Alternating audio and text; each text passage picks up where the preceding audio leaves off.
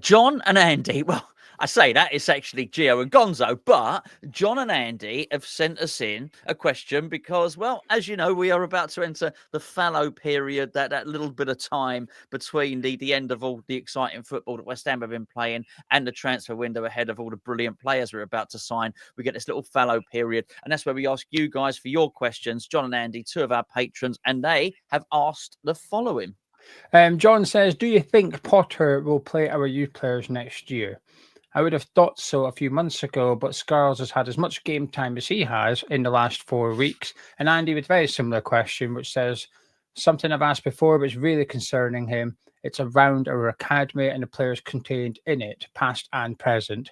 After Potter has apparently ditched the Scarles apartment, including Scarles, Potts, Earthy, Marshall, and Orford and Casey, can you see him incorporating any of them into the summer rebuild? Well, thank you, guys. Sounds like John's angling. And I don't know how old John is, but it sounds like he's angling for a bit of game time, actually. It's been interesting, and it's not like I haven't noticed that Ollie Scarles has not been in the team. Obviously, we have. It's just, I think, the real story in regard to that position, left back, left wing back, has been there have been times it's been the phasing out of Emerson, I think. So I think that's probably caught my attention as much as anything because Scarles, because Wan-Bissaka, even Soufal at one point have all been preferred ahead of Emerson. But sort of quietly, he seems to have been removed from the front line, doesn't he? Scarles, that's for sure. And there is a cynicism in me, which I'm trying really to control at the moment, because I do hope things get better, and I do hope things get better under Potter. But I am a little bit cynical about the way he speaks and the way he deals with the media. Now let me get this right. I was pleased when he first came in. I thought he was quite plain speaking.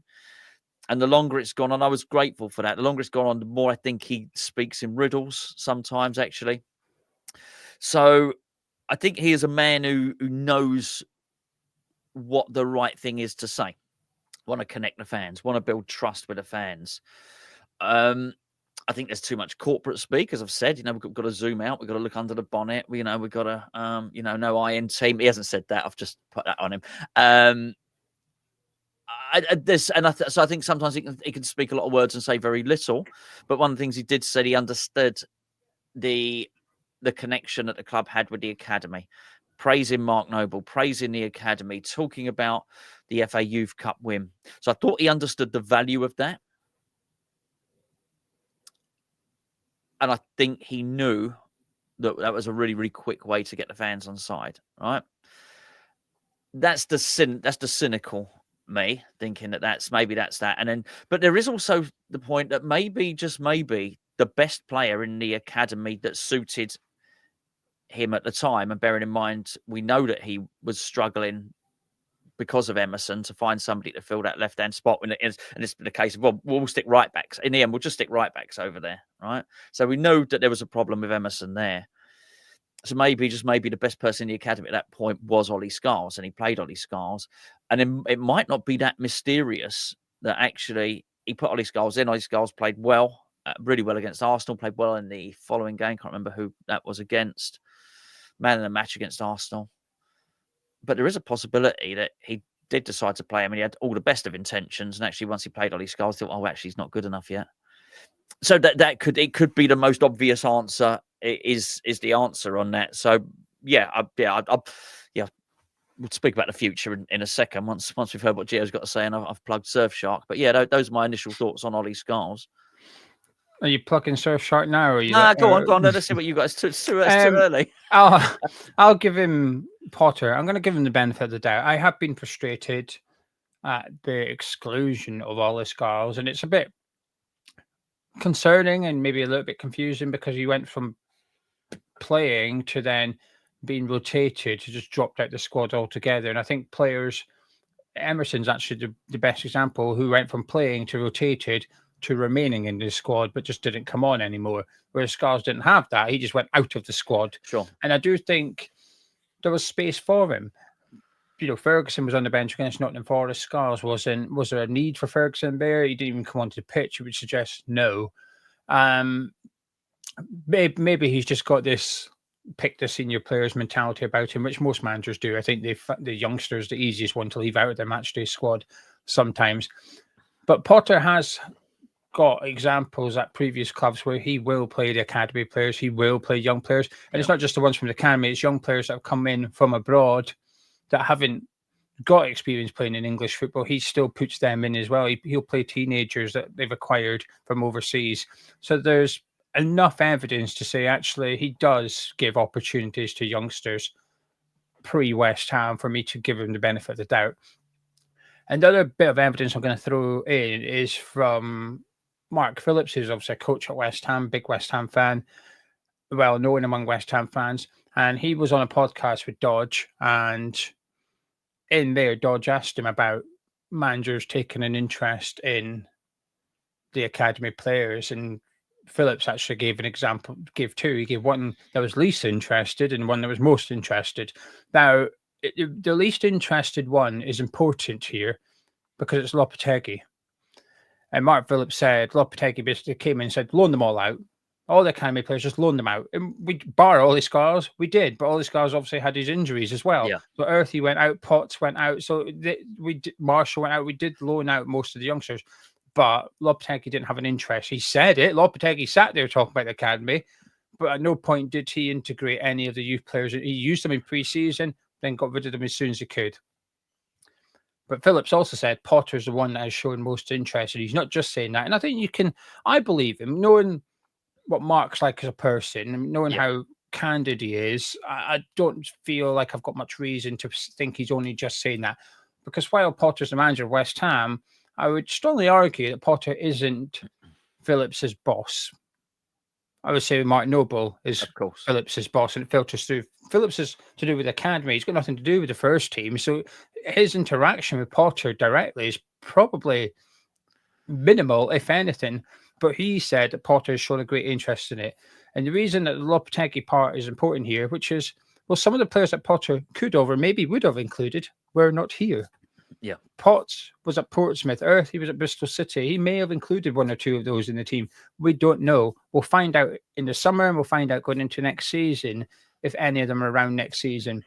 So whilst I'm disappointed with the lack of Scarles over the last few weeks, and I think that would have been an easy win for Graham Potter, we're looking for things to cling on to and for hope. I think continuing to play Scarles would have been a little bit of hope, which is that this guy cares. This guy's going to play the academy, get Earthy back. He's going to get a chance next season. But actually, I think that enthusiasm I maybe had a couple of months ago is gone a little bit. I'm now thinking, will he get a chance? And maybe needs to go out on loan again. I'm trying not to think like that, but it's hard not to because of the way that Scarles just disappeared. So I think it was an easy win for Potter, but maybe he would have given one or two of the other youngsters an opportunity like he did to Scarles. And he played Orford as well. Let's not forget this. He put Orford on, and we haven't seen him since, but I thought Orford really struggled at Stamford Bridge when he went on. I thought he really struggled, and that's okay. It's not a big issue. And I think while I wanted to see Orford here and there, I've always felt the best thing for him next season would be to go out on loan.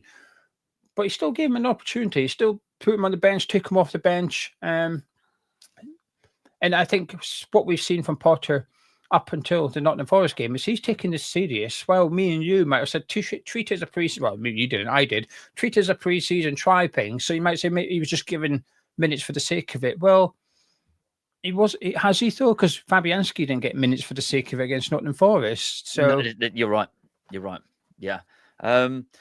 Well, I think I got a little bit of inside information, or at least a little. You better hint. plug Surfshark first. I was building up. I was building up to that. Okay, but what I didn't want was anybody to know my inside information before I'd revealed it. That would have been good. Wait. Start again. You've got inside information. That was a good one. So where was I? So it was something along the lines of I've had a little bit of inside information as to what's happening at West Ham. I have, but at the moment I'm going to keep it private. And one of the reasons I've been able to keep that information private is because of my Surfshark VPN. What about that, eh? Look. Smooth. Thank you. Let's be fair. You wouldn't go out into the town centre waving your bank statement. You'd be embarrassed, but waving your bank statement about with your account number on it, saying, look at that. And No, because you wouldn't do because that, I've got to pay. That's because I've got to pay £1 to get my bank statement now. this is true, and it'd be difficult to download the PDFs. That nobody gets one, but that's pretty much what you're doing if you are walking around willy-nilly with your mobile phone out in town using public Wi-Fi's using 5G. And that's why you need to get yourself protected. I was always very, very suspicious of banking apps. Well, they closed down my local bank, so I don't have a choice now. Now I am using banking apps like everybody else. We've got a really good deal for you with Surfshark. Surfshark is a VPN. It's a way for you to protect the device you're watching this video on and pretty much every other device you have, whether it's a phone, laptop. Basically, one account covers all your devices. We got 4 months free for you. Me and Geo have been using it for over 3 years anyway. Before they started sponsoring us, we got a 30-day money-back guarantee. It's also really, really good for you to be able to change your geolocation. No, I don't mean him when I say geolocation. He's staying where he is, at least for the duration of this video. But the internet, when you're surfing, when you're on the net, it basically lets everybody know where you are, which means you can't access certain content. You can change your geolocation, say you're in Spain, say you're in France, say you're in all of these places, and get yourself able to download and access some of that content which ordinarily you wouldn't be able to do. Link is in the description below. The code is HammersChat, or one word, if you're asking for, basically, if you want a discount code, or use the link below, which is surfshark.com/HammersChat. Now, because I'm protected by Surfshark, I'm going to reveal what I think I know. And it's actually about Freddie Potts. And the first thing to note about Freddie Potts is initially there was some suggestion when Potter came in that Potts could have been recalled, and if he should have recalled him. I think Potter got the job on either the 10th or the 11th. We had a recall window on Potts, which elapsed on the 14th. There was literally no time to do that. So I think Potter came in. We played Aston Villa the next day. He honestly hadn't got his time to get his feet under the table. And then it was the following day after that. There was no time for him to bring back Potts. However, it was actually funny enough. I asked somebody in the club about Irving, and I said to them, "What's the chances of Irving next season getting a chance? Is he going to be sold?" And was very much told by someone at the club it might be difficult for Irving, particularly with Freddie Potts coming back. Now, I just took that to be an indicator that just a little insight. Well, obviously they're viewing the return of Freddie Potts as being very welcome. And maybe I'm putting 2 and 2 together and getting 6, but it appeared to me that Potts was higher up in the club's thinking for next season than Irving was. Now, that might not be great for the Iron Brew Iniesta, particularly. I've noticed even Geo has downgraded him. He's just a little bit of his mug is poking out from the row of mugs at the back. So not only is Geo relegating Andy Irving, it appears that the club are as well.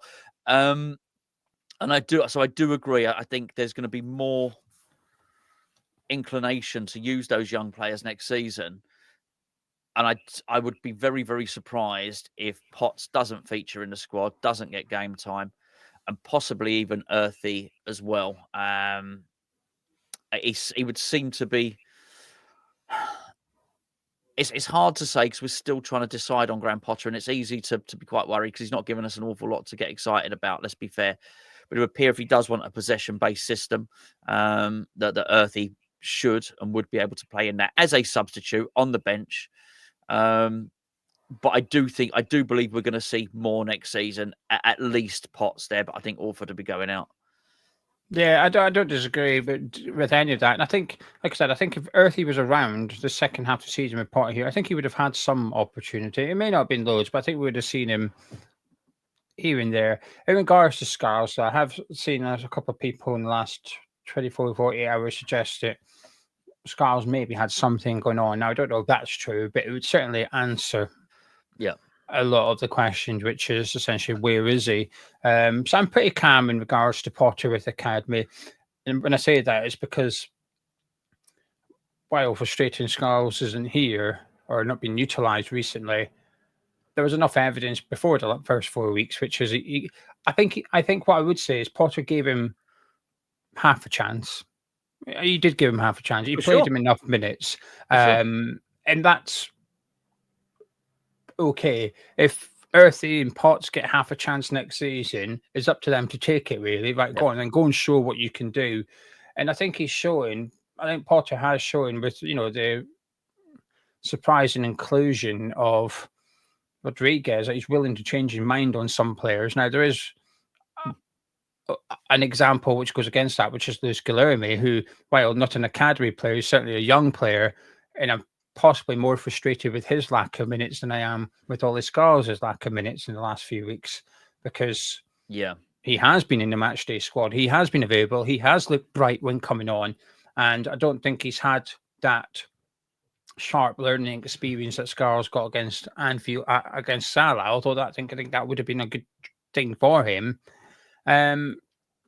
Guilherme's not had that opportunity, so I'm maybe more concerned about the lack of opportunity for Guilherme than I am Ollie Scarles over the last few weeks. I think that's maybe been the wasted thing. A slightly different topic, but age-wise, he is of the age of an academy player. The big difference is he costs us 20 million. So. Yeah. Just for clarity purposes, we are recording this before the Ipswich game. Just to be perfectly honest with you here. So people might be watching this thinking, "Hold on, what are you lot talking about?" Banged in a hat trick at Portman Road. He started Orford. He started Guilherme against Ipswich, and we're still finished in 8th position in the league. The thing is, though, right? Robert Yeah. Joe, I'm pretty confident he's not started any of those three. Well, we'll wait and see. We'll wait and see. But yeah, there you go. Just to end the video, I think what I would say to John and Andy, I am worried about a few things with Graham Potter, but primarily our recruitment in the summer and the way we play are far higher than my concerns about the academy. I do think at least a couple of players, at least a couple will get their chance. And that is progress. That's progress. He's going to need it to pad out the squad. John, Andy, thank you very much indeed for your questions. Anybody else who might be maybe considering sampling a little bit of Hammers Chat Patreon? It's our 3rd Hammers Chat channel. It's a great way for you guys to support Hammers Chat. The link to that is in the description below, or you could just do a Google search, Hammers Chat Patreon. We've got a 7-day free trial. Maybe take advantage of that. Geo, cheers, mate. Thank you very much.